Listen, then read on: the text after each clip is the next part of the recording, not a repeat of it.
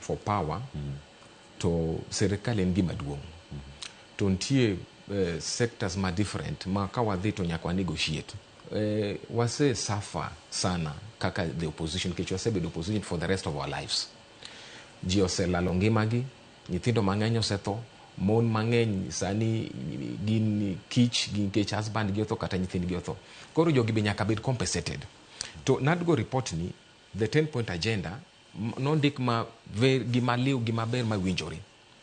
To gima ber ni en nyoro Ker William Ruto noromo gi jogi ma jogi no briefi. To this is one of the reducible minimum ma ODM ma kata Sifuna gino sebedo ka dhao ni giwacho ni 10-point agenda ni must be implemented. Iwinjo gino. Koro ka nyoro ka ne giromo, at least waneno light more mbele kae, waneno ni kare ng'ani wanya tiyo kode maber. Nikech gima timore sama wadhi mbele kae, we want our people jowa wabed gi mora achiel, duonda achiel, under one leadership mar Oburu Odinga. Kamano kwati.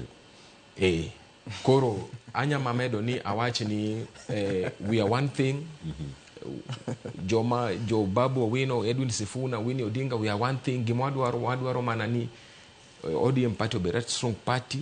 To kawa they negotiate, we have our reducible minimum mana wase weka. So there's no any difference. Ezbo nakal tuli mar mi kanyo en wach mogik maida mi akar kanyo gi point mari mentine. Mokwongo ka jowa dhi nego dhi winjore kod UDA nyaka gine ni